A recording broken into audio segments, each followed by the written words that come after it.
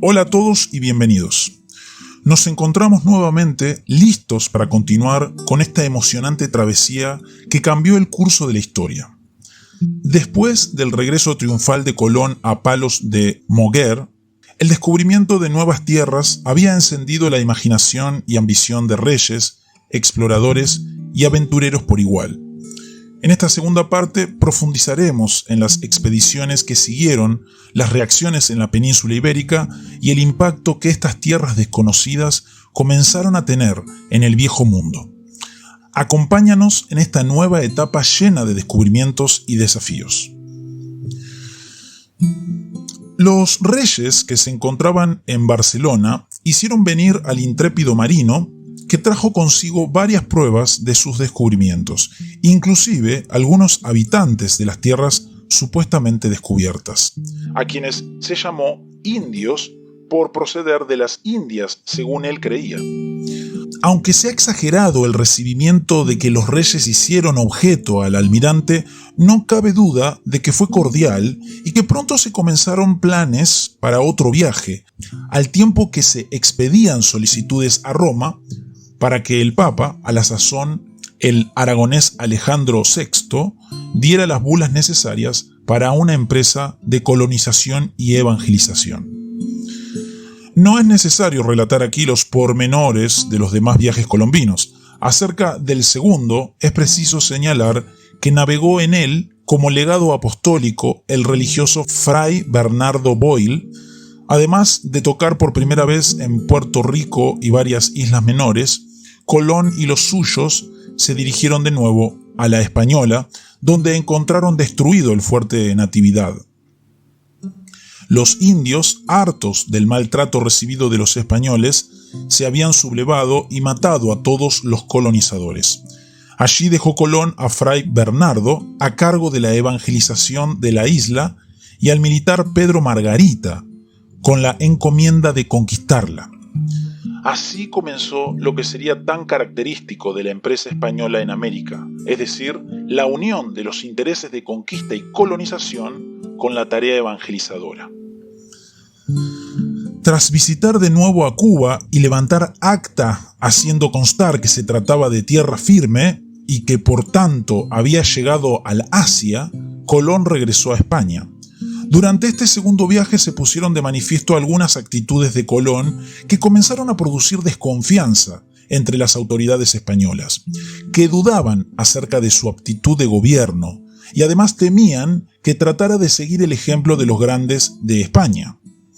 A consecuencia de esto, aunque fue muy bien recibido a su regreso a la corte, Colón no pudo partir en su tercer viaje tan pronto como esperaba. Además, mientras el almirante navegaba en su segundo viaje, España y Portugal concluyeron el Tratado de Tordesillas, que demarcaba los campos de exploración y colonización de cada una de las dos potencias marítimas. Esto era índice de que la corte española se percataba de la posible importancia de los descubrimientos de Colón, aunque todavía las comunicaciones del almirante, en el sentido de que las Indias producirían riquezas suficientes para organizar una nueva cruzada que tomara Jerusalén, eran recibidas con sonrisas por parte de los reyes. El tercer viaje terminó mal para el almirante. En Canarias dividió su flota en dos y envió una directamente a la Española, mientras él se dirigió hacia el sudoeste, donde fue a dar a la isla de Trinidad. De allí atravesó a la península de Paria y por tanto tocó por primera vez el continente americano, aunque no fue sino varios días después, convencido por el flujo del agua del sistema del Orinoco, que declaró que había descubierto otro mundo. El trato de los nativos dulce y acogedor, el oro y las perlas que parecían abundar, y toda una serie de supuestos indicios geográficos convencieron al almirante que había llegado al paraíso terrenal y así lo hizo constar. Del paraíso, sin embargo, Colón pasó al infierno. Cuando llegó a la Española descubrió que las noticias de la mala administración suya y de sus hermanos Diego y Bartolomé habían llegado a España y que la reina había enviado a Francisco de Bobadilla con amplios poderes para juzgar sobre el asunto.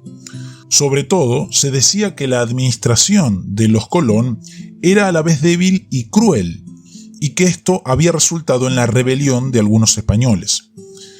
Cuando Bobadilla llegó a Santo Domingo, lo primero que vio fue un cadalso donde colgaban los cadáveres de 7 españoles.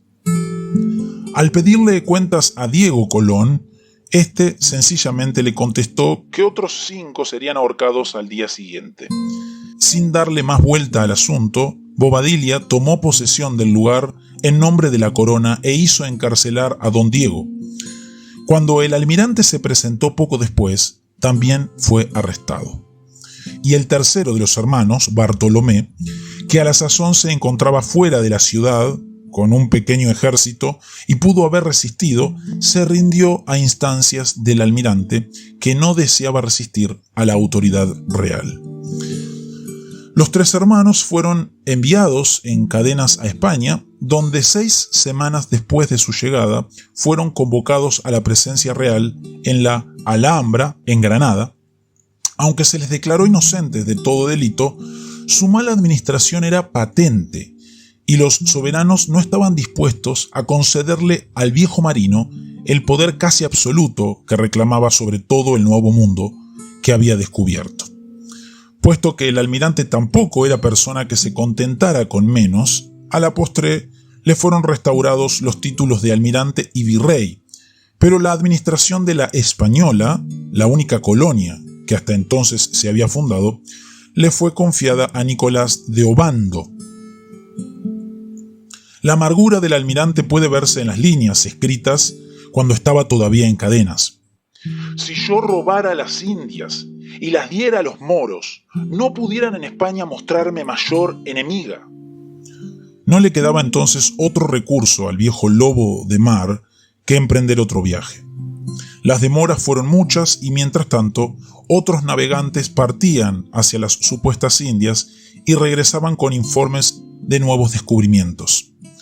Por fin, a principios de 1502, los reyes autorizaron un nuevo viaje de exploración, comisionando al almirante para que buscara el estrecho que se suponía existía entre el Caribe y el Océano Índico. Con 4 carabelas y una tripulación compuesta en su mayoría de mozos sin experiencia, Colón se hizo al mar. Llevaba, entre otras cosas, una carta de presentación para el navegante portugués Vasco da Gama, que había partido hacia el oriente rodeando el África y con quien el descubridor esperaba toparse en las Indias tras cruzar el estrecho que buscaba. La travesía del Atlántico, completada en el tiempo insólito de 3 semanas, fue la única parte feliz de este último viaje. Al llegar al Caribe, Colón descubrió los indicios, aprendiendo anteriormente en amarga experiencia de que un huracán se aproximaba. Contra las instrucciones reales pidió refugio en Santo Domingo, donde su enemigo Nicolás de Obando se lo negó, burlándose del pretendido adivino que podía oler el temporal. Colón halló abrigo en un puerto cercano y Obando continuó con sus planes de enviar a España una flota de 30 navíos. El vendaval sorprendió a la escuadra de Obando en el paso de la Mona. 25 buques naufragaron, 4 regresaron maltrechos a Santo Domingo y el único que llegó a España fue el que llevaba el dinero que Colón había logrado cobrar de lo que se le debía en la Española por alguno de sus derechos. Entre los ahogados en aquel desastre se encontraba Francisco de Bobadilla. Tras esperar que pasara el huracán, Colón continuó viaje a Jamaica, desde allí a la costa sur de Cuba, y estaba a punto de descubrir el estrecho de Yucatán cuando torció al sur y fue a dar a la costa de Honduras. Siguió entonces un largo periodo de navegación a lo largo de América Central en busca siempre del supuesto estrecho que lo llevaría a mar abierto. Después de diversas vicisitudes en las que perdieron 2 de sus 4 navíos, los exploradores llegaron a la costa de Jamaica. Los 2 buques que les quedaban estaban tan perforados por las bromas, moluscos en forma de gusanos que taladraban las maderas sumergidas, que Colón no tuvo otro recurso que encallarlos y esperar que de algún modo pudiera obtenerse socorro de la Española. Mientras los que quedaban varados en Jamaica trataban de subsistir mediante el comercio con los indios, 2 canoas fueron enviadas a la Española en busca de auxilio. Pero en Santo Domingo, Obando no se mostraba dispuesto a ayudar al rival, a quien había suplantado y a quien después había desoído con desastrosas consecuencias. En Jamaica, la espera se hacía larga, y buena parte de la tripulación se amotinó y trató de irse a Santo Domingo con canoas tomadas de los indios. Cuando esa empresa fracasó, el contingente español quedó dividido en 2 bandos que a la postre tuvieron que resolver sus diferencias mediante las armas.